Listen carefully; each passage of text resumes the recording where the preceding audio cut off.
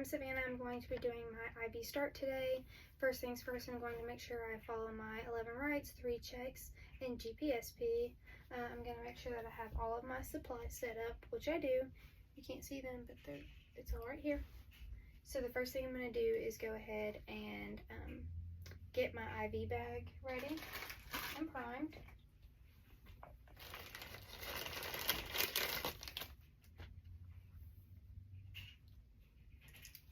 Get this untangled.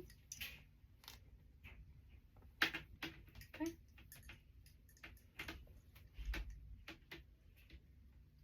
Okay. So first thing I'm going to do with this is I'm going to remove this blue lid and then remove the lid to my spike and ensure that nothing touches it, and I'm using aseptic technique the whole time. Now I'm going to go ahead and spike my bag.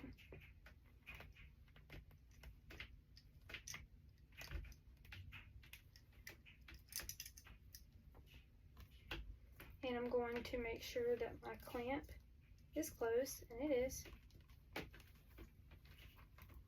I'm going to go ahead and hang my bag.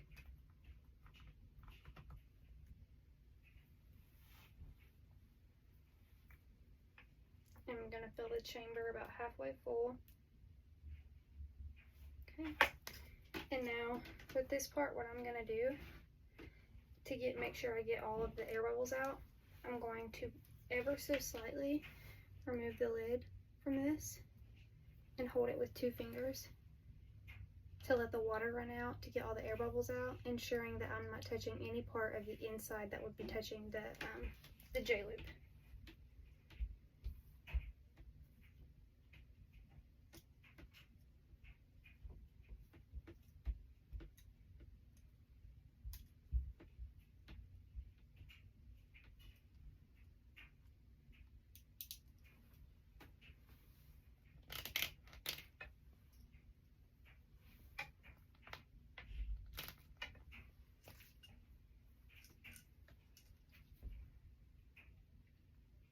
Okay, I don't know if you can see, but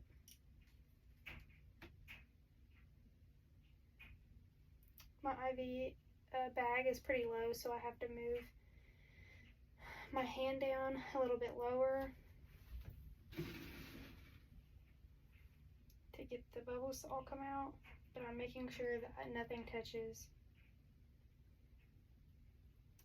Okay, once I get all the air bubbles out, close the clamp, and then I just push the cap right back down how it was, making sure no part of that is contaminated. So I'm just going to hang the tubing back. Now that that's primed, I'm going to go ahead and prime my J-loop. So this is my J-loop. And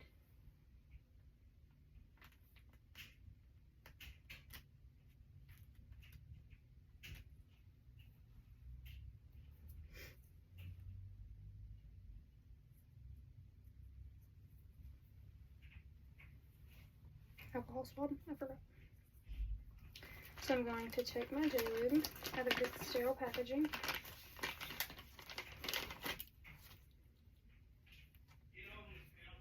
And get a flush. And now I'm going to, first, before I would have ever touched that to that, I'm going to clean the hub. Even though it's sterile, I just like to clean the hub. So I'm going to clean the hub, clean this. I'm going to put this on. And now I'm going to remove this cap.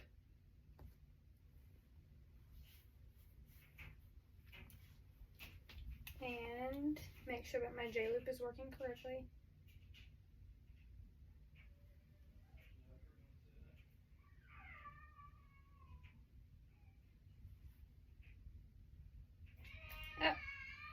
Well, I sprayed water everywhere, but that's okay. I'm now going to place this right back into the sterile packaging. So at no point that becomes unsterile. I can leave that just like that. I'm going to set this right here to the side in front of me.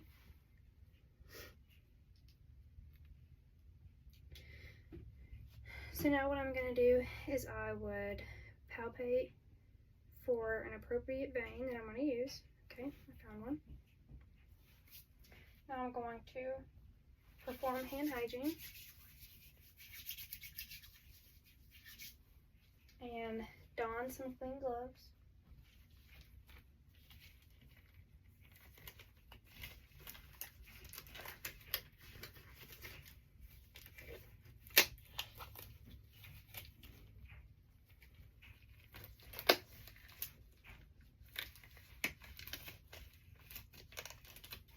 Okay, now what I'm going to do is I'm going to prep some tape, which I already have some pre-prepped right here. And I'm going to place this on the back of my glove, just so it's easier for me to get to. And then I'm also going to go ahead and take the sticker from my Tegaderm that has the initials, date, and gauge. I would already fill that out and put that on the back of my hand as well.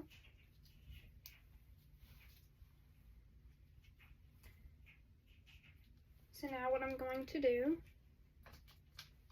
get my stuff set up here, I'm going to take my tourniquet and place it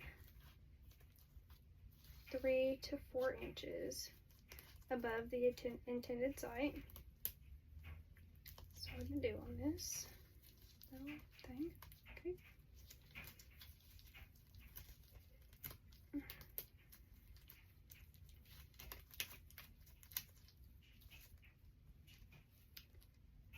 Okay, so now I'm going to pop my thing clean with facility approved solution, throw that away, and then going to feel for a radial pulse, which I would. I don't have an arm here, but I would.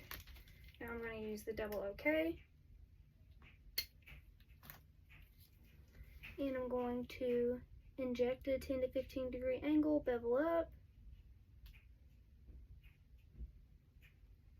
Okay, and once I get that flashback, I'm going to go ahead and extend, pop the tourniquet, and occlude the vein. So now, making sure to not touch any part of the insertion site. So now, I'm going to go ahead and grab my J-loop, which was sterile, so I don't need to clean it. I'm gonna go ahead and attach my my J-loop. Now I can let go of occluding the vein, and I'm going to take my tape. At no point am I touching the insertion site of the catheter. So now what I'm going to do is I'm going to flush forward and pull back a little bit more. Once I see that everything is moving, I'm going to assess all of that and make sure that nothing was abnormal and that I've got good blood flow and good blood return and everything was normal and the flush worked fine and there was no discomfort, no problems. So now I'm going to leave that like that. I'm going to take my Tegaderm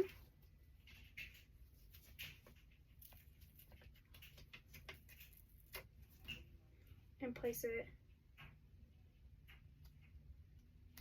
directly over my site.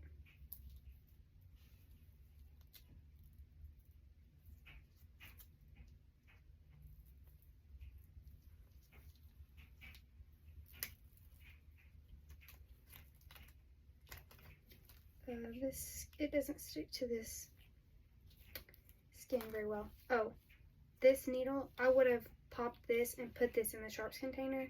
I would not have left this open due to short supply of needles, I did not engage the safety, but I would have in real life,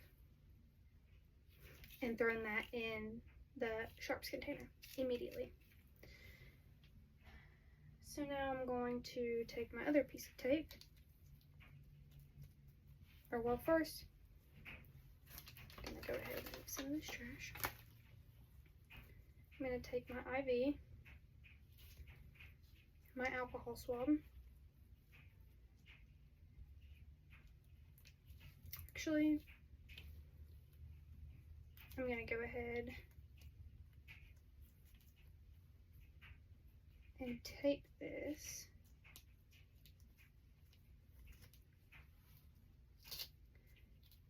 like this. And then I would take my label that I would use for my Tegaderm. I would go ahead and take that and place that on there. Okay, so now I'm going to go ahead and go to connect my IV. So I'm going to remove this, clean the hub. I would wipe the hub, clean the hub, and then going to clean this hub. And then I'm just going to attach the IV. And then I'm going to open the clamp on here, but if I was using an IV machine, I would put it in the machine, set the machine to whatever the doctor had prescribed or the provider had prescribed or set it to, and then I would let that flow. I would ask if there was any issues, if there was any pain. I would note for any, I would look to see if there was any bubbling or redness or swelling or anything like that. I would ask if there was any discomfort. I would make sure to assess the immediate effects of any medication that was being given to see if the patient was having an allergic reaction to something. And if not, I would report and record everything, and I would come back and reassess 10 to 15 minutes later.